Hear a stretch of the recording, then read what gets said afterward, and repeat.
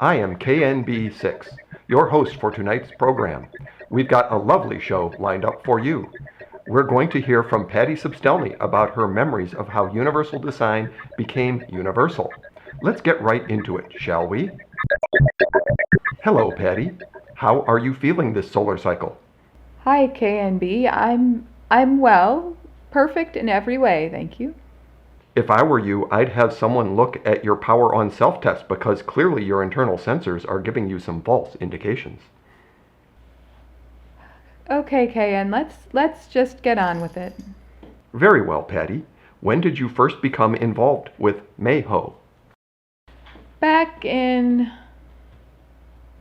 '05 or '06, '08? '08, I started on the board of MAHO. It was a small, dedicated group of individuals who changed the world. Back then, not all doors would slide open. Not all curbs had cutouts. Some curbs had cutouts, but they landed in potholes. I couldn't visit some of my friends with older homes that had stairs. Counters in shops and restaurants were too high to reach or see over. I could barely, if at all, fit my chair through some sidewalks. Back then I was stuck in one chair all the time, and it rolled on wheels, and the world was full of stairs. Much of the time I had no place to sit with my friends while using my wheelchair. Beyond that, so many bathrooms weren't even usable. They said they were accessible, but they didn't have grab bars. That sounds ghastly. How did your poor robots get any work done? We didn't have robots, KN. Such a pity. Was there anything else? Some windows had to slide up. Some doorknobs were smooth balls. Times were tough back then, as you could imagine. I'm sorry, Patti. I don't have an imagination. So tell me more about this MAHO. Was it made up of humans like you? Yes, we were humans. As I recall, there were a lot of folks involved, but two people come to mind. First, Beth Glass. Yeah, well, she has a PhD now. I suppose I should call her Dr. Glass. She led a grassroots campaign to get universal design incorporated into the fabric of Cleveland, really. She sounds like an amazing human. What effect did her efforts have? Once Cleveland took to universal design, the baby boomers got involved. They were renovating their houses, talking about universal design. Everybody got involved. All the cool kids were doing it.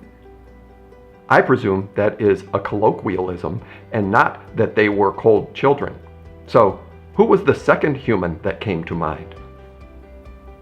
Well, the second one was Steve Hansler. He had been in the accessibility game far before our 35th anniversary. That was in 2016. Yeah, that year we honored the Cleveland office of HUD and the Department of Aging. Yeah, and those two really changed the game.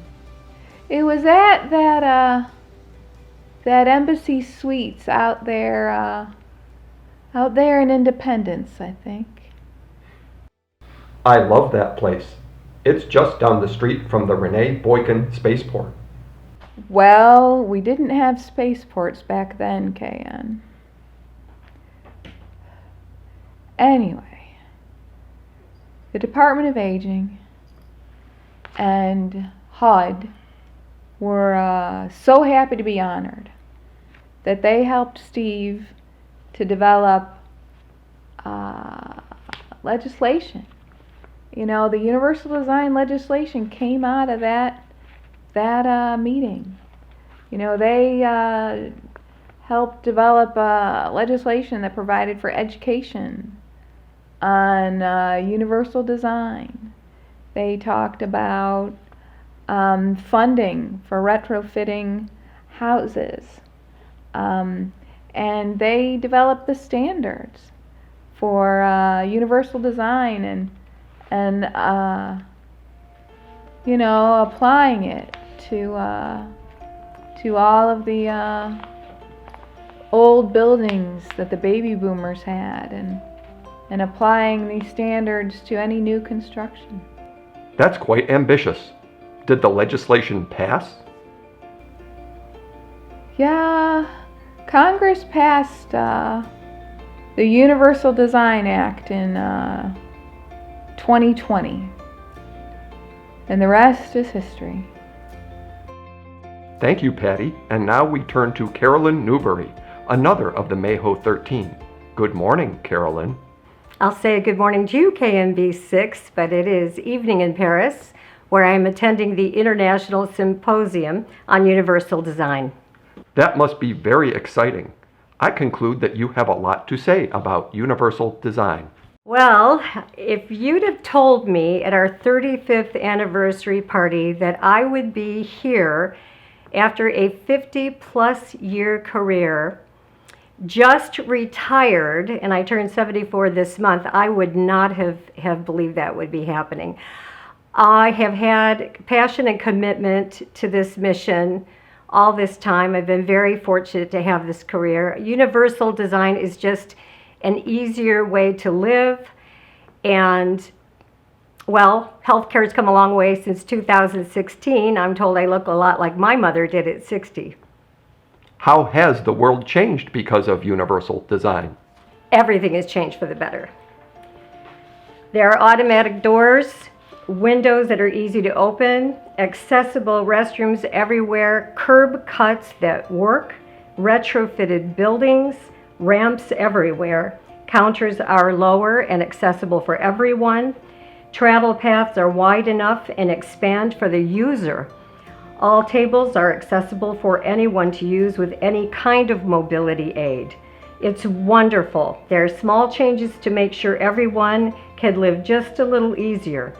Other changes have happened too. MAHO's Vistas apartment communities have changed the way everyone lives. There are Vista apartment communities in all 50 states, and more are being opened every day. Amazing. So what happened to all of these incredible humans?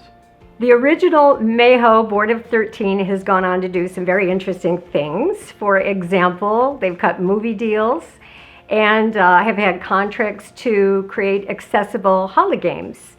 Actually, their passion and commitment to this mission has made them virtual celebrities in the 21st century. 50 years ago, at our 35th anniversary party, the people that attended took our message and advocated for us, and because of that, Maximum Accessible Housing of Ohio has become the influence and powerhouse it is today.